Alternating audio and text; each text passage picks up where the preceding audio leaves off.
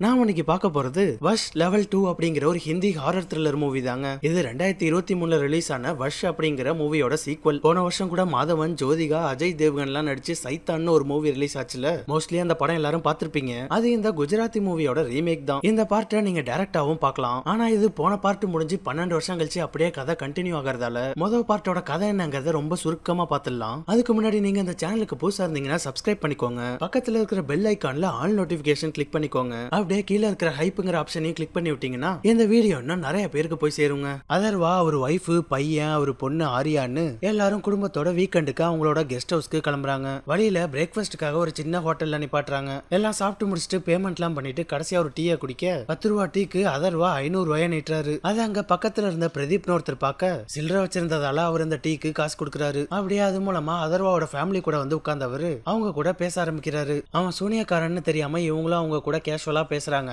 இங்கதான் அவங்க வாழ்க்கையோட 7.5 ஸ்டார்ட் ஆகுது. அப்ப அவன் அதர்வாவோட பொண்ணு ஆரியாவுக்கு ஒரு ஸ்வீட் கொடுக்க பாசமா குடுக்கறாருன்னு அவளும் ஆசையா வாங்கி சாப்பிடுறா. அவ்வளவுதான், அடுத்த செகண்ட் அவ பிரதாப்போட கண்ட்ரோலுக்கு வந்துடுறாங்க. அவன் என்ன சொல்றானோ ஆரியா அதை அப்படியே பண்றா. அப்போதைக்கு ஃபேமிலிக்கு எதுவும் அதை பத்தி தெரியல. ஆனா அந்த ஆளு அவங்க கெஸ்ட் ஹவுஸ் வரையும் வந்து யதார்த்தமா அந்த ஃபேமிலியை திரும்ப மீட் பண்ற மாதிரி பண்ணி கெஸ்ட் ஹவுஸ்ல ஆரியாவை போட்டு டார்ச்சர் பண்ண ஆரம்பிச்சிடுறான். அவன் சொன்னா டீ தூள கூட எடுத்து திங்கிறா. கத்தி எடுத்து அப்பா அம்மாவை குத்த சொன்னா கூட அதுக்கும் தயாரா இருக்கா. அவளை அதுல இருந்து வெளில கொண்டு வரதுக்கு அப்பாவும் அம்மாவும் எவ்வளவோ போராடுறாங்க. ஆனா அந்த கலவரத்துல கடைசியா அம்மாவும் பையனும் செத்ததுதான் மிச்சம். இருந்தாலும் அப்பா மட்டும் விடாம போராட எப்படியோ பொண்ணு அவங்கிட்ட இருந்து காப்பாத்திடுறாரு. ஆனா உயிரை மட்டும் தான் காப்பாத்திருக்காரு. என்ன அவனோட கண்ட்ரோல்ல தாங்க இருக்கா. அதனால அவன் மந்திரம் சொல்ற நாக்க அறுத்து எடுக்க அந்த நிலைமையில கூட ஆரியாவை கடைசி வரை நீ சிரிச்சுக்கிட்டே இருக்கணும்னு சொல்லிடுறான். அதோட அந்த பார்ட் முடியுது.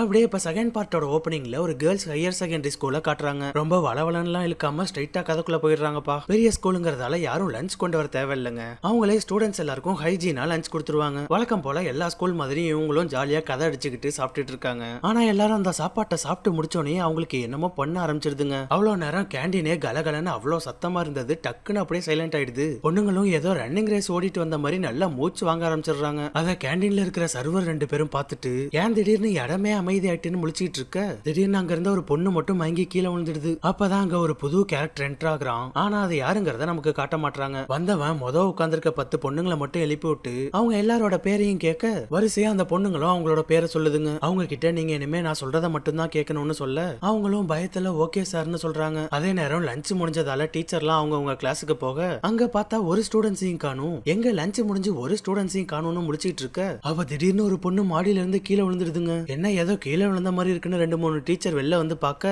அங்க பார்த்தா ஒரு பொண்ணு கீழே விழுந்து செத்து கிடக்கு. எல்லாரும் அதை பார்த்துட்டு பயந்து போய் கத்துறாங்க. மேல மொட்டை மாடியில பார்த்தா இன்னும் சில பொண்ணுங்க ரெடியா நிக்கிறாங்க. டீச்சர் எங்களை காப்பாத்துங்க, எங்களுக்கு சாகுறதுல விருப்பம் இல்லைன்னு கதறிட்டு இருக்காங்க. ஐயோ எல்லாரும் அங்க என்ன பண்ணிட்டு இருக்கீங்க, இருங்க நான் மேல வரேன் பிரின்சிபல் சொல்ல அந்த பொண்ணுங்க நீங்க வந்தீங்கன்னா நாங்க கீழே குதிச்சிருவோம் சொல்றாங்க. ஆனா டீச்சர்ஸ் எல்லாம் ஸ்டூடெண்ட்ஸ் ஏன் அப்படி பண்றாங்கன்னு புரியாம அவங்கள காப்பாத்துறதுக்கு மேல ஓடி வந்தா பக்கத்துல வந்தா குதிச்சிருவோன்னு கதற ஆரம்பிச்சிடுறாங்க. மேம் பக்கத்துல வராதீங்க, வந்தா நாங்க குதிச்சிருவோம். அந்த ஆளு ஷார்ப்பா எங்களை 3 மணிக்கு கீழே குதிக்க சொல்லிருக்கான்னு சொல்றாங்க. ஆனா அவங்க என்ன சொல்றாங்க யார பத்தி சொல்றாங்கன்னு டீச்சர்ஸ்க்கு ஒண்ணுமே புரியலங்க. அப்ப ஏன் யாராவது பக்கத்துல வர பார்த்தா ஐயோ கிட்ட வராதீங்க மேம்னு கத்த ஆரம்பிச்சிடுறாங்க. இது எல்லாத்தையும் மீறி ஒரு வாட்ச்மேன் அவங்க சொல்றத கேட்காம அவங்கள காப்பாத்துறேன்னு ஒரு பொண்ணை கீழே இறங்க சொல்லி பிடிக்க பொசுக்குன்னு அந்த பொண்ணு அப்படியே கீழே குதிச்சிடுது. அவ்வளவுதான், ஒரு பொண்ணை செத்த மாதிரியே இந்த பொண்ணும் செத்துடுது. அடுத்து அந்த பொண்ணு சொன்ன மாதிரியே மணி 3 ஆக போகுது. ஷார்ப்பா 3 மணி ஆனோன்னா அங்க நின்றுட்டு இருந்த எல்லா பொண்ணுங்களும் ஒரே சமயத்துல மேல இருந்து கீழே குதிச்சு செத்துடுறாங்க. அப்படியே அந்த சீன்ல இருந்து கட் பண்ணா போன பார்ட்ல வந்து ஆரியாவா காட்டுறாங்க. கிட்டத்தட்ட பிரதாப்போட வசியத்துல சிக்கி 12 வருஷம் ஆகுது. ஆனா இப்ப வரையும் அதுல இருந்து வெளில வர முடியலங்க. 12 வருஷமா சிரிச்சுக்கிட்டே நடமாட்டமே இல்லாம தான் வாழ்க்கையை ஓட்டிட்டு இருக்கா. அவளால அசைய கூட முடியாது. சாப்பிடுறது தூங்க வைக்கிறதுல இருந்து எல்லாமே அப்பா தாங்க பாத்துக்கிறாப்ல. வழக்கம் போல பொண்ணுக்கு சாப்பாடு கொடுத்துட்டு கிளம்புனவரு சூப்பர் மார்க்கெட்ல வீட்டுக்கு தேவையானதை பர்ச்சேஸ் பண்ணிட்டு இருக்க அப்பதான் அங்க இருக்கிற டிவில இங்க ஸ்கூல்ல நடந்துட்டு இருக்கிறத நியூஸ்ல பாக்குறாப்ல. அதுல ஸ்கூல் பிரின்சிபல் ரிப்போர்ட்டர்ஸ் கிட்ட பொண்ணுங்கெல்லாம் வித்தியாசமா பிஹேவ் பண்ண ஆரம்பிச்சது, யாரோ ஒரு ஆள் சொல்லிதான் மேல இருந்து கீழே குதிச்சு செத்ததுன்னு அவங்க ஸ்கூல்ல நடந்த எல்லாத்தையும் சொல்லிட்டு இருக்க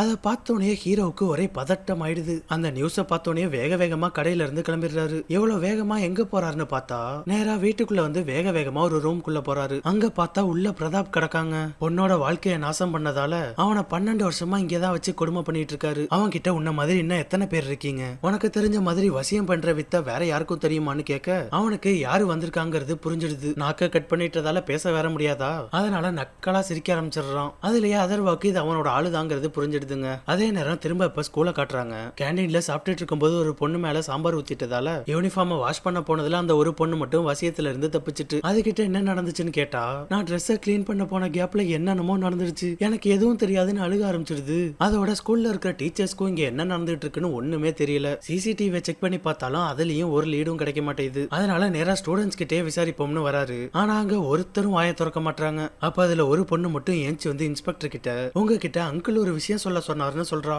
யார் அந்த அங்கிள்னு கேட்டா ரிப்ளை வர மாட்டேங்குது. சரி என்ன விஷயம்னு கேட்க, மொட்டையா நீங்க பிரதாப்பா கண்டுபிடிக்கணும்னு சொல்றா. முதல்ல பிரதாப் யாரு, அவன் எங்க இருக்கான்னு கேட்க, அதெல்லாம் எங்களுக்கு தெரியாது, அதை தான் நீங்க கண்டுபிடிக்கணும். இந்த விஷயத்த வர போலீஸ் ஆபீசர் கிட்ட சொல்ல சொன்னாரு, சொல்லிட்டோம் அப்படின்னு அந்த பொண்ணு சொல்லுது. சரி யாரு உங்கள்ட்ட இதெல்லாம் சொல்ல சொன்னதுன்னு பிரின்சிபல் அதட்டி கேக்குறாங்க. அப்பயும் யாரும் சொன்னவனை பத்தி வாயை திறக்கிறதா இல்லங்க. வசியம் பண்ணவன் அவன் சொல்ல வேண்டியதெல்லாம் இந்த பொண்ணுங்க மூலமா சொல்ல வேண்டியவங்கள்ட்ட சொல்லிட்டு இருக்கான். அப்படி பிரதாப்பா கண்டுபிடிக்கலன்னா இப்ப 10 பொண்ணுங்க செத்து போன மாதிரி இந்த ஊரு முழுக்க நடக்க ஆரம்பிக்கும். அதனால சீக்கிரம் பிரதாப்பா கண்டுபிடிச்சிருங்க சார் அப்படின்னு இன்ஸ்பெக்டர் கிட்ட அழுதுகிட்டே சொன்ன அந்த பொண்ணு அப்படியே திரும்பி ஸ்டூடெண்ட்ஸ் கிட்ட, கேர்ள்ஸ் நான் என் மெசேஜை டெலிவர் பண்ணிட்டேன், நீங்க உங்க வேலையை ஆரம்பிக்கலாம்னு சொல்றா. டக்குன்னு அங்க உட்கார்ந்துருக்க பாதி பொண்ணுங்க ஜாம்பி மாதிரி மாறிடுறாங்க. அங்க இருந்து வெறி பிடிச்ச மாதிரி ஓட ஆரம்பிச்சிடுறாங்க. பாதுகாப்புக்கு நிக்கிற போலீஸ்காரங்களால கூட அவங்கள கட்டுப்படுத்த முடியலன்னா பாத்துக்கோங்களேன். அது மட்டும் இல்லாம கேட்டுக்கு வெளில இருக்கிற பேரிகார்டு, அங்க இருக்கிற பேரண்ட்ஸ், பத்திரிக்கைக்காரங்கன்னு எல்லாரையும் அடிச்சு தள்ளிட்டு ஓடிட்டு இருக்காங்க. எல்லாரும் அப்படி வெறி பிடிச்ச மாதிரி எங்க தான் ஓடுறாங்கன்னு பார்த்தா, ஒரு பொண்ணு வேகமா போயிட்டு இருக்க பஸ்லயே ரன்னிங்ல ஏறி டிரைவரை பிடிச்சி மண்டைய உடைச்சு விட்டு போயிட்டு இருக்க பஸ்ஸை கவுத்து விட்டுருது. ஒரு பொண்ணு பைக்ல போயிட்டு இருக்க ஒரு ஆள் மேல தாவி அவரை கடிச்சு பைக்ல இருந்து கவுத்து விட்டு கொன்னுடுது. இப்படி பொண்ணுங்க எல்லாரும் கண்ணில மாற்ற மக்கள் எல்லாரையும் அடிச்சு கொல்ல ஆரம்பிச்சிடுறாங்க. அதுலயும் ஒரு பொண்ணு எல்லாம் பெட்ரோல் பங்குள்ள பூந்து பங்கையே கொளுத்தி விட்டு வெடிக்க வச்சு மக்களை கொன்னு அதுவும் செத்துடுது. இந்த தாக்குதல் ஊரு முழுக்க நடக்க ஆரம்பிக்க மக்கள் எல்லாரையும் வெளில வராம இருக்க சொல்லி அனௌன்ஸ் பண்ணிடுறாங்க. அதோட அந்த ஸ்கூல் யூனிஃபார்ம் போட்ட பொண்ணுங்களை பார்த்தாலே கேர்ஃபுல்லா இருந்துக்க சொல்லி வார்னிங் கொடுக்குறாங்க. பிரதாப்னு ஒருத்தரை கண்டுபிடிக்க சொல்லி தான் யாரோ இப்படி பண்றாங்கன்னு நியூஸ்ல சொல்ல, அதுலயே வசியம் பண்றவன் இந்த பிரதாப்போட ஆளுதாங்கிறது ஹீரோவுக்கு நல்லா உறுதி ஆயிடுது. அப்பதான் ஆர்யாவோட அப்பா அதர்வாக்கு ஒரு ஐடியா வருது. புதுசா வந்திருக்கவனை வச்சு அவன் மூலமா நம்ம பொண்ணை காப்பாத்தலான்னு அவர் முடிவு பண்றாருங்க. அதுக்காக ஏதோ ஒரு பொருளை கூட புதுசா வாங்கி வீட்லயும் பிரதாப்ப லாக் பண்ணி வச்சிருக்க ரூம்லயும் செட் பண்ணிட்டு போறாரு. அதே சமயம் இங்க ஸ்கூல்ல பொண்ணுங்க ரொம்ப விசித்திரமா பிஹேவ் பண்ணிட்டு இருக்காங்க. உள்ள இவங்களுக்கு என்ன நடந்துகிட்டு இருக்குன்னு தெரியாம வெளியில பேரண்ட்ஸ் வேற ரொம்ப பயத்துல இருக்காங்களா, அதனால பொண்ணுங்களை கொஞ்சம் சாந்தமாக்கிறதுக்காக பேரண்ட்ஸ் அவங்க பொண்ணுங்க கிட்டே வர வச்சிடுறாங்க. அவங்களும் பாவமா அதட்டின்னு எப்படி எப்படியோ கேட்டு பாக்குறாங்க. எப்படி கேட்டாலும் வாயை திறந்து பதில் பேச மாட்டாங்க. அப்பதாங்க கரெக்டா அதர்வாங்க என்ட்ரி கொடுக்குறாரு. இன்ஸ்பெக்டர் யார் யானி, நீ எதுக்கு உள்ள வந்தேன்னு கேட்க, அவரு எனக்கு பிரதாப்ப தெரியும், அவன் என் கிட்ட தான் இருக்கான்னு சொல்றாரு. அதை கேட்டோனே அங்க இருக்கிற எல்லாருக்கும் அப்படியே ஷாக் ஆயிடுது. முதல்ல யார் அந்த பிரதாப்னு கேட்க, அவன் யாரு எப்படிப்பட்ட சூனியாக்காரங்கிறத அதர்வா சொல்றாரு. அதர்வா அந்த பொண்ணு கிட்ட யாரு உன்ட்ட பிரதாப்ப கண்டுபிடிக்க சொன்னதுன்னு கேட்க, வழக்கம் போல அது எதுவும் பேசாம பயத்துல அப்படி என்னட்டு இருக்கு. சரி பிரதாப்ப கண்டுபிடிச்சு என்ன பண்ண போறேன்னு கேட்க, அந்த பொண்ணுக்கு பதில் தெரியாததால எதுவும் பதில் பேச மாட்டேங்குது. அதுலயே அவருக்கு சொன்னவன் இங்கேதான் எங்கேயோ இருக்கான்னு தெரிஞ்சிடுதுங்க. அப்படி எங்க தான் இருக்கான்னு பார்த்தா, இதுக்கு முன்னாடி கேண்டீன்லயே தான் ஒரு ஓரமா மறைஞ்சிருந்திருக்கான். போன பார்ட்ல வந்த மாதிரியே சாப்பாடு மூலமா தான் வசியம் பண்ணிருக்கான். சரி இப்ப எங்க இருக்கான்னு பார்த்தா, படத்திலேயே இப்பதான் அவனை காட்டுறாங்க. பேரண்ட்ஸோட பேரண்ட்ஸா பொண்ணுங்க கூட தாங்க உட்கார்ந்து இருக்கான். ஆளு பார்க்கவே காமெடி ஆக்டர் மாதிரி இருக்கான். அவன் தான் இவ்வளவு பெரிய வேலையை பார்த்து விட்டு இருக்கான். அவன் தேடி வந்த பிரதாப் அதர்வா கிட்ட தான் இருக்கான்னு தெரிஞ்ச உடனே சூனியக்காரன் அவர்கிட்ட எந்திச்சு வரான். அவனை பத்தி இங்க யாருக்கும் என்ன எதுவும் தெரியாது இல்ல, அதனால அவன் எப்படிப்பட்ட ஆளுங்கிறத அங்க இருக்கிற எல்லாருக்கும் ஒரு சாம்பிள் காட்டுறாங்க. அவன் இன்சார்ஜ் கொடுத்த பொண்ணு கிட்ட வந்து, நான் பிரதாப்பா கண்டுபிடிச்சோன்னா என்ன பண்ணணும்னு சொன்னேன்னு கேட்க, அந்த பொண்ணு நான் மறந்துட்டேன் அங்கிள்னு சொல்லுது. அதை கேட்டோன்னா பொசுக்குன்னு அது செவிலே ஒன்று விட்டுறாங்க. உடனே எல்லாரும் அவன் கிட்டயும் அந்த பொண்ணு கிட்டயும் ஓடி வர, யாரையும் அவங்க கிட்ட நெருங்க கூடாதுன்னு சொல்லிடுறான். அப்படி அந்த பொண்ணு பக்கத்துலயோ இல்ல அவனை அட்டாக் பண்றதுக்காக யாராவது அவங்க கிட்டயோ வந்தா அந்த பொண்ணு அதோட கையெடுத்துக்க சொல்லிடுறான். ஐயோ அப்படிலாம் பண்ணிடாதுன்னு அவ பேரண்ட்ஸ் அவ பக்கத்துல ஓடி வர, டக்குன்னு சதக்கு சதக்குன்னு கையை கிழிச்சுக்க ஆரம்பிச்சிடுறா. இது சரிப்பட்டு வராதுன்னு இன்ஸ்பெக்டர் அவனை போறதுக்கு கன் எடுக்க போக, அதை பார்த்த ஒரு பொண்ணு அது வச்சிருந்த கத்தியால இன்ஸ்பெக்டரை குத்திடுது. அவ்வளவுதான், இன்ஸ்பெக்டர் கத்தி குத்து வாங்கி சரிஞ்சிடுறாப்ல. உடனே சூனியக்காரன் பேரண்ட்ஸ் எல்லாரையும் வெளில போக சொல்ல, இதெல்லாத்தையும் கண்ணு முன்னாடி பார்த்த பேரண்ட்ஸ் எப்படி பொண்ணை விட்டுட்டு போவாங்க, அப்பதான் அவங்க பொண்ணுங்களுக்கு எதுவும் ஆயிடுமோன்னு இன்னும் பயம் அதிகமாகுது. அதனால வெளில போக மாட்டாங்க. இது சரிப்பட்டு வராதுன்னு சூனியக்காரன் அந்த இன்ஸ்பெக்டரோட கன் எடுத்து ஒரு பொண்ணு கிட்ட கொடுத்து, நான் சொன்னா கேட்க மாட்டாங்க, நீ உங்க அப்பா அம்மாவை ஷூட் பண்ணிடுன்னு சொல்ல, அந்த பொண்ணும் பட்டுன்னு அவங்க அப்பா அம்மாவை ஷூட் பண்ணி போட்டு தள்ளிடுது. அப்படியே அடுத்தடுத்த ஆளுங்களையும் ஷூட் பண்ண ஆரம்பிக்க, உடனே அங்க இருந்த மத்த பேரண்ட்ஸும் உயிருக்கு பயந்துகிட்டு அந்த இடத்துல இருந்து தெரிச்சு ஓடிடுறாங்க. சூனியக்காரன் அதர்வா கிட்ட உனக்கும் பிரதாப்புக்கும் என்ன சம்பந்தம், அவர் எப்படி ஒன்ட்ட மாட்டினார்னு கேட்க, அவன் என் பொண்ணை வசியம் பண்ணிட்டான், 12 வருஷம் ஆச்சு, இன்னும் அதுல இருந்து வெளில வரலன்னு சொல்றாரு. சரி பிரதாப் இப்ப எங்க இருக்காருன்னு கேட்க, அவன் என் பொண்ணுக்கு செஞ்ச காரியத்துக்கு 12 வருஷமா அவனை வச்சு கொடுமை பண்ணிட்டு இருக்கான். அந்த கொடுமையை தாங்க முடியாம அதுக்கு சாகிறதே மேல்னு அவனை சாகடிக்க சொல்லி டெய்லி கெஞ்சிக்கிட்டு இருப்பான்னு இவரு திம்முரா சொல்றாரு. அவரு பேசுறதை கேட்டு இந்த ஆளு காண்டாயிடுறான். மரியாதையா பேசு, அவர் என் அண்ணன், என்னோட குருன்னு சொல்றான். இவரு பதிலுக்கு அதுக்கு இப்ப என்னன்னு கேட்டுறாரு. இந்த சூனியக்காரன் காணா போனா அவன் அண்ணனை காப்பாத்துறதுக்கு தாங்க இவ்வளவு பெரிய காரியத்தை பண்ணிருக்கான். அண்ணனை கொடுமை பண்ணிட்டு இருக்கான்னு தெரிஞ்சோன்னு அவன் அவனோட வாழ்க்கைய நரகமா மாத்திருவேன்னு அதர்வாவை மிரட்ட ஆரம்பிச்சிடுறான். ஆனா அவரு அதுக்கெல்லாம் அசர்றதா இல்லங்க. அவனை அசால்ட்டா ஹேண்டில் பண்ணிட்டு இருக்காப்ல. என்ன பண்ணுவ, என்ன கொன்னுடுவியா? அதுக்கு தாண்டா நானே பல வருஷமா காத்துக்கிட்டு இருக்கேன். இல்லைன்னா இந்த பொண்ணுங்களை எதுவும் பண்ணிடுவியா? இவங்க எல்லாம் எனக்கு யாருன்னே தெரியாது. எல்லாரும் செத்தா கூட எனக்கு எந்த கவலையும் இல்ல. நீ உன்னால என்ன பண்ண முடியுமோ பண்ணிக்க அப்படின்னு அதர்வா அவனை எல்லா சைடும் லாக் பண்ணிடுறாரா. அதுக்கு அவனால எதுவும் பதில் பேச முடியல. அவனோட ஒரே குறிக்கோள் இப்ப அண்ணனை கண்டுபிடிக்கிறது மட்டும்தாங்க. அதனால கொஞ்சம் சாஃப்டா பேச ஆரம்பிச்சிடுறான். சரி, பிரதாப் எங்க இருக்காரு? அவரை என்கிட்ட விட்டு நான் உன்னை எதுவும் பண்ண மாட்டேன்னு சொல்ல, அதுக்கு அதர்வா நான் பிரதாப் அவன்கிட்ட விட்டுறேன். ஆனா அதுக்கு முன்னாடி என் பொண்ணு அவனோட வசியத்துல இருந்து வெளில கொண்டு வான்னு ஒரு கண்டிஷனை போடுறாரு. அதுல பயப்புல திரும்ப கொஞ்சம் சூடாயிடுறாங்க. சாதாரண ஆளு நீ எனக்கு கண்டிஷன் போடுறியா? உனக்கு நான் யாருன்னு தெரியுமானா அவன் ஓவரா சொல்ல ஆரம்பிச்சிடுறானா. இவரு நான் உன்ன மாதிரி ஒருத்தனை நாய் மாதிரி பல வருஷமா கட்டி வச்சிருக்கேன் அப்படின்னு ஒரே ஸ்டேட்மெண்ட்ல அவன் வாய அடைச்சிடுறாப்ல. டேய்னு அவன் குரல் கொடுக்க அப்பன்னு பார்த்து கரெக்டா ஒரு பொண்ணு தும்மிடுது. அதுல சூனியக்காரன் சூடாயிடுறான். நீ மூச்சே விடக்கூடாதுன்னு சொல்ல அவன் சொன்னதால அந்த பொண்ணும் மூச்சே விடாம இருந்து மூச்சை அடிச்சு செத்து போயிடுது. அதர்வா அதுக்கும் அசர்றதா இல்லங்க. நீ உன் அண்ணனை சீக்கிரம் காப்பாத்தலனா இப்படிதான் அவனும் சாவான்னு சொல்லிட்டு போயிடுறாரு. சொல்ல போனா இவரு உள்ளுக்குள்ள அவ்வளவு பயத்துல இருக்காரு. இருந்தாலும் அவனை யூஸ் பண்ணிக்கிறதுக்காக பயத்தை வெள்ள காட்டிக்காம திமுறா பேசிட்டு இருந்திருக்காப்ல. அது இப்ப நல்லாவே ஒர்க் அவுட் ஆயிடுதுங்க. அதனால உடனே பிரின்சிபலை கூப்பிட்டு எனக்கு 2 வேன் வேணும்னு கேக்குறான். நாங்க எல்லாரும் ஒரு இடத்துக்கு போறோம். விடிய காலையில இந்த பொண்ணுங்களை அந்த இடத்துல விட்டுறேன். வேன்ல எப்படியும் ஜிபிஎஸ் இருக்கும், பின்னாடி வந்துடாதீங்க. அப்புறம் எல்லாரும் செத்துட்டாங்கன்னா நான் பொறுப்பு இல்லைன்னா அவங்களுக்கு வார்னிங் கொடுக்குறான். அதனால அவங்களும் பயந்து போய் 2 வேனை கொடுத்துடுறாங்க. உடனே அவன் எல்லா பொண்ணுங்களையும் அதுல ஏத்திக்கிட்டு அண்ணனை காப்பாத்துறதுக்காக அதர்வாவோட இடத்துக்கு கிளம்புறான். ஆல்ரெடி பல பொண்ணுங்க செத்துட்டதால யாரும் அவங்கள ஃபாலோ பண்ணல. அவங்க மட்டும் தான் போறாங்க. வேன் எடுத்துக்கிட்டு ஸ்கூல்ல இருந்து போயிட்டு இருக்க அப்ப வழியில பார்த்தா காலையில ஜாம்பி மாதிரி போன பொண்ணுங்கள்ல அதுல ஒரு பொண்ணு யாரையோ அடிச்சு கொன்னுட்டு இருக்கிறத பார்த்துட்டு வண்டியை நிறுத்திடுறான். வாமா உள்ள வான அந்த பொண்ணை வேன்ல ஏற சொல்ல அதை அவனை நல்லா உத்து பார்த்துட்டு பயந்து போய் அங்கிருந்து ஓடி போயிடுது. வசியம் பண்ணதுல ஒரு பொண்ணே அவன் சொல்லி கேட்காம இருக்கே, ஏதோ இடிக்குதுன்னு அதர்வாக்கு தோண ஆரம்பிக்குது. அப்பதாங்க வேன்ல போறப்ப ஆள் அவனோட கதையை சொல்ல ஆரம்பிக்கிறான். இந்த சூனியக்காரன் அவன் அண்ணன் பிரதாப் கிட்ட தாங்க எல்லா வித்தையும் கத்துருக்கான். அந்த ஆளுதான் எல்லாருக்கும் வித்தையை கத்து கொடுக்குற குரு மாதிரி. ஆனா இவன் அவர்கிட்ட பாதி தான் கத்துக்கிட்டான். மீதியை கத்துக்கிறதுக்குள்ளதான் அவன் இப்படி அதர்வாவோட பொண்ணை வசியம் பண்றேன்னு பண்ணி அதர்வா கிட்ட 12 வருஷமா மாட்டிக்கிட்டு இருக்கான். ஏதாவது இன்னும் வித்தையை கத்துக்க போயிருப்பார் போல, வந்துருவாருன்னு வெயிட் பண்ணிட்டு இருந்திருக்கான். ஆனா 2 வருஷத்துக்கிட்ட ஆகியும் திரும்ப வரவே இல்லை. அதனால சரி போய் சேர்ந்துட்டாரு போலன்னு அப்படியே விட்டுட்டான். ஆனா அதுக்கப்புறம் பல வருஷம் கழிச்சு திடீர்னு ஒரு நாள் அண்ணன் இன்னும் உயிரோட தான் இருக்காருன்னு உள்ளுக்குள்ள ஃபீல் ஆயிருக்கு.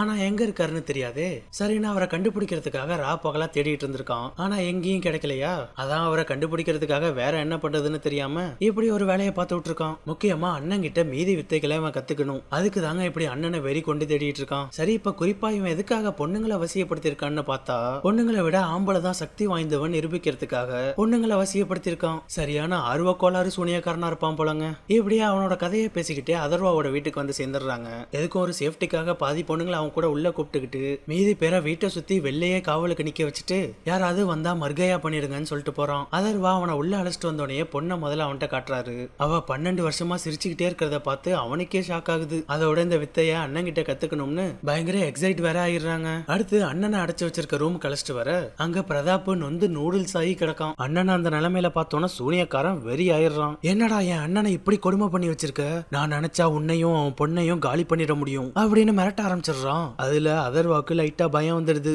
இருந்தாலும் அதை வெளில காட்டிக்காம எது எப்படியோ நான் நீ கேட்டதை செஞ்சுட்டேன், இப்ப நீ என் பொண்ணை வசியத்துல இருந்து வெளில கொண்டு வான்னு ரொம்ப தைரியமா பேசுறாரு. அதுல இருந்தாலும் அதர்வாக்கு நம்ம மேல பயம் இல்லைன்னு நினைச்சுக்கிறான். அதனால அவனும் அண்ணன் கிடைச்சிட்டதால ஆரியாவை சரி பண்றதா சொல்ல அதர்வா உடனே வேக வேகமா மேல போய் பொண்ணை கீழே அழைச்சிட்டு வந்துடுறாப்ல. எனக்கு தெரிஞ்சு ஏதோ ஒரு வகையில நீங்க அண்ணனை கூப்பிட்டுருக்கீங்க, எப்படியா அவரை உங்ககிட்ட வர வச்சிருக்கீங்க, அதனாலதான் உன் பொண்ணுக்கு இப்படி நடந்திருக்கு, இல்லனா இந்த அளவுக்கு நடந்திருக்க வாய்ப்பே இல்லைன்னு கேட்க அவர் எனக்கு அப்படிலாம் எதுவும் ஞாபகம் இல்ல, அவர் யாருன்னே எனக்கு தெரியாதுன்னு சொல்லிடுறாரு. அப்படி இல்லைன்னா பிரதாப்புக்கு நீங்க எதுவும் கொடுத்தல் வாங்கல் இருக்கான்னு கேட்க அவர் அதுக்கும் அப்படிலாம் எதுவும் இல்லைன்னு சொல்லிடுறாரு. நல்லா யோசிச்சு பாரு, அவருக்கு காசு இல்லைன்னா வேற எதுவும் திரும்ப கொடுக்க வேண்டியது இருக்கான்னு கேட்க அதர்வா அது மாதிரிலாம் எதுவும் இல்ல, அவன் தான் எங்களுக்கு ஸ்வீட் கொடுத்தான்னு சொல்றாரு. ஸ்வீட் கொடுத்தாரா? ஸ்வீட்டாலலாம் இவ்வளவு வருஷம் கண்ட்ரோல் பண்ண முடியாதுப்பா, நானே இந்த பொண்ணுங்களை சாப்பாடு மூலமா தான் கண்ட்ரோல்ல வச்சிருக்கேன், அதுவும் இவங்க என் பக்கத்துல இருந்தா மட்டும்தான் என் கண்ட்ரோல்ல வச்சிருக்க முடியும், தூரமா போயிட்டாலோ இல்ல பேரண்ட்ஸ் கிட்ட போயிட்டாலோ 2 மணி நேரம் 3 மணி நேரத்துல அதுல இருந்து வெளில வந்துருவாங்க, அப்படி இல்லைனாலும் மேக்ஸிமம் 24 ஹவர்ஸ் தான். அதனாலதான் இப்ப ரோட்ல பார்த்த பொண்ணு நான் சொல்லியும் வேன்ல ஏறாம அப்படியே ஓடி போயிட்டு, ஆனா இவ இவ்வளவு வருஷமா கண்ட்ரோல்ல இருக்கிறத பார்த்தா பிரதாப் கிட்ட நீங்க ஏதோ கடன் பட்டிருக்கீங்கன்னு சொல்றான். அப்ப ஏன் அதர்வாக்கு எந்த ஐடியாவும் இல்லங்க, இருந்தாலும் அவனே இவ்வளவு கேட்கறதால அதர்வா இன்னும் மண்டைய கசக்கி யோசிச்சு பார்க்க அப்பதான் கொஞ்ச நேரம் கழிச்சு அவருக்கு ஒரு மேட்ரு ஞாபகம் வருது. அவரோட காசுல எங்களுக்கு டீ வாங்கி கொடுத்தாரு, அது 10 ரூபாய் இருக்கும்னு சொல்ல, அதுக்கு அவன் இதை முதல்ல சொல்ல மாட்டியா, 10 ரூபாய் அவர்கிட்ட கொடுன்னு சொல்றான். அதுல ஹீரோவுக்கு ஒண்ணுமே புரியல. உடனே அன்னைக்கு மாதிரி 500 ரூபாய் எடுத்து நீட்ட அவன் அதெல்லாம் வாங்காம 10 ரூபாயை மட்டும் அவர் எழுப்பி விட்டு கொடுன்னு சொல்றான். சரின்னு அதர்வாவும் உடனே 10 ரூபாயை எடுத்துட்டு வந்து பிரதாப்பை எழுப்பி விட்டு கான்சியஸ்க்கு கொண்டு வந்து 10 ரூபாயை கொடுக்குறாரு. நீ சொன்ன மாதிரியே கொடுத்துட்டேன், வேற என்ன செய்யணும்னு கேட்க அவன் அவ்வளவுதான், உன் பொண்ணு வசியத்துல இருந்து வெளில வந்துட்டான்னு சொல்றான். என்னடா இது 10 ரூபாயை வச்சு வேலையை முடிச்சிட்டீங்க அப்படிங்கிற மாதிரி அதர்வா எதுவும் புரியாம முழிக்கிறாப்ல. உடனே அதர்வா பொண்ணுகிட்ட ஓடி வந்து கதற, அவ அதே மாதிரி சிரிச்சுக்கிட்டு தான் இருக்கா, எந்த ரெஸ்பான்ஸும் இல்ல. என்ன இருந்தாலும் 12 வருஷம் ஆச்சு இல்ல, அதனால பழைய நிலைமைக்கு வர கொஞ்சம் டைம் எடுக்குது. பொண்ணுகிட்ட எந்த ரெஸ்பான்ஸும் இல்லாததால அப்பா அவளோட மடியில படுத்து அழுக ஆரம்பிச்சிடுறாரு. கொஞ்ச நேரம் கழிச்சு அப்படியே பொறுமையா எந்திரிச்சு பார்க்க ஆரியா அப்ப சிரிக்கிறத நிறுத்திட்டு அப்பாவை நார்மலா பாக்குறா. ரொம்ப வருஷம் கழிச்சு நார்மல் ஆனதால உடனே பேச்சு வரல. ஆனா அப்பாவை பார்த்தோன்னே கதறி அழ ஆரம்பிச்சிடுறா. இருந்தாலும் கொஞ்ச நேரம் ட்ரை பண்ணி ஃபைனலா அப்பான்னு கூப்பிட அப்பதாங்க அப்பாவுக்கு உயிரே வருது. தெளிவா பேச முடியலனாலும் ஏதோ திக்கி திணறி கொஞ்சம் பேச ஆரம்பிச்சிடுறா. ஆனா பாவீங்களா, 10 ரூபாய்க்கு இவ்வளவு பெரிய போராட்டமாடா. அதர்வா அவர் பொண்ணை எப்படி காப்பாத்த போறாருன்னு பாத்துக்கிட்டு இருந்தா கடைசியா 10 ரூபாயில சொல்லி முடிச்சிட்டாங்க. இதை கண்டிப்பா நம்ம எதிர்பார்த்திருக்க மாட்டோங்க. பழைய நிலைமைக்கு வந்த ஆரியா அங்க பிரதாப்பா பார்த்துட்டு கோவத்துல கத்த ஆரம்பிக்க அதர்வா அந்த ரூம்ல இருந்து அவளை வெளில அழைச்சிட்டு வந்துடுறாரு. அவரோட பொண்ணை காப்பாத்திட்டதால இப்ப அவனோட அண்ணனை அவுத்தோட சொல்ல அவரும் உடனே சாவியை கொடுத்து அண்ணன் அங்க இருந்து அழைச்சிட்டு போக சொல்லிடுறாரு. சரி, அந்த ஆளு ரூமுக்குள்ள வந்து அண்ணனோட லாக் அவுத்து விட இவன் அவர்கிட்ட என்ன பேசினாலும் அவரு பதில் பேச மாட்டாரு, செய்கை மட்டும் தான் காமிச்சிட்டு இருக்காரு. அடே என் நாக்க கட் பண்ணிட்டாங்கடான்னு அவர் செய்கை காட்ட அப்பதான் அவனுக்கு பிரதாப்போட நாக்க கட் பண்ணதே அவனுக்கு தெரிய வருது. அதுல கொலை வெறியானவன் வேகமா வந்து அதர்வாவை போட்டு பொழக்க ஆரம்பிச்சிடுறான். அப்பாவை காப்பாத்த குறுக்க வந்த பொண்ணையும் பிடிச்சு தள்ளி விட்டுறான். நிறைய வித்தையை கத்துக்கிறதுக்காக தான் இத்தனை வருஷமா வெயிட் பண்ணி பிரதாப்பா கண்டுபிடிச்சான். கடைசியில இப்ப அவனுக்கு நாக்கே இல்லையா, இதுல எங்க வித்தையை கத்துக்கிறது? என்ன தைரியம் இருந்தா இப்படி ஒரு காரியத்தை நீ பண்ணிருப்ப. எனக்கு ஏற்பட்ட இந்த வழியை நீயும் அனுபவிக்கணும்டா. பொண்ணுக்காக தானே இவ்வளவு பண்ண. நான் உன்னோட பொண்ணை கொண்டு போய் அவளை வச்சு டெஸ்ட் பண்ணி எல்லாத்தையும் கத்துக்கிறேன்னு ஆரியாவை பிடிச்சி இழுக்க அதுக்கு மேல அதர்வாவால பொறுமையா இருக்க முடியல. நீ என் பொண்ணு மேல கை வச்சிட்டல்ல, இந்த இடத்த விட்டு நீ போகவே முடியாதுடா அப்படின்னு சொன்னவர் டக்குன்னு ஏர் பீஸ மாட்டிக்கிட்டு வாட்ச்ல ஒரு பட்டனை தட்டுறாரு. உடனே அவர் செட் பண்ணி வச்சிருந்த ஸ்பீக்கர்ல இருந்து வைப்ரேஷன் சவுண்ட் தெறிக்க ஆரம்பிச்சிடுது. அந்த சத்தம் தாங்க முடியாம எல்லாருக்கும் ஒரே கிருகிருன்னு ஆயிடுது. அவன் ஏதோ மந்திரம் போட்டு வசியம் பண்ணிடக்கூடாதுன்னு தான் இந்த செட்டப். ஆல்ரெடி பொண்ணோட காதலையும் இதை மாட்டி விட்டாப்ல. எல்லாரும் வைப்ரேஷன் சவுண்ட் தாங்க முடியாம கதறிட்டு இருக்க அதர்வா சூனியக்கார மண்டையிலேயே ஒரே போடா போட்டு மட்டையாக்கிடுறாரு. அப்படியே கட் பண்ணா கொஞ்ச நேரம் கழிச்சு மயக்கத்துல இருந்து கண்ணு முழிக்கிறான். அவனும் அதே ரூம்ல செயின்ல லாக் பண்ணி கிடக்கான். அதர்வா அவனோட நாக்கையும் கட் பண்ணிடுறாருங்க. இந்த பிரச்சனையெல்லாம் ஓஞ்சதுக்கு அப்புறம் இன்ஸ்பெக்டர் அதர்வாவை வந்து மீட் பண்றாரு. அவரு சூனியக்காரனை அரெஸ்ட் பண்ணி கொண்டு போலாம்னு பார்க்க அவங்க 2 பேரும் மோசமான அரக்கனுங்க, சட்டத்துல இருக்கிற தண்டனை எல்லாம் அவங்களுக்கு பத்தவே பத்தாது அப்படின்னு சொன்ன அதர்வா இவங்கள காலம் பூரா நானே வச்சு சாவுக்கும் மேல கொடுமையை கொடுக்குறேன்னு சொல்லிடுறாரு. அது இன்ஸ்பெக்டருக்கும் சரின்னு படுது. அதனால 2 பேரையும் அரெஸ்ட் பண்ணாம அங்கிருந்து கிளம்பிடுறாரு. இப்ப ஆரியாவை காட்டுறாங்க. வசியத்துல இருந்த பொண்ணு இப்ப படிப்படியா முன்னேறிட்டு வரா. இத்தனை வருஷமா கைய கூட அசைக்க முடியாத பொண்ணு இப்ப அவளே ஜூஸ் எடுத்து குடிக்கிறா. அப்பதான் அப்பா முகத்துல சிரிப்பே வருது. அந்த சிரிப்போட அந்த படம் முடியுதுங்க. இந்த வீடியோ எப்படி இருந்துச்சுன்னு கமெண்ட்ஸ்ல சொல்லுங்க. பிடிச்சிருந்தா லைக் போடுங்க. சேனலுக்கு புதுசா இருந்தீங்கன்னா சப்ஸ்கிரைப் பண்ணிட்டு பக்கத்துல இருக்க பெல் ஐக்கான மறக்காம தட்டி விட்டுருங்க.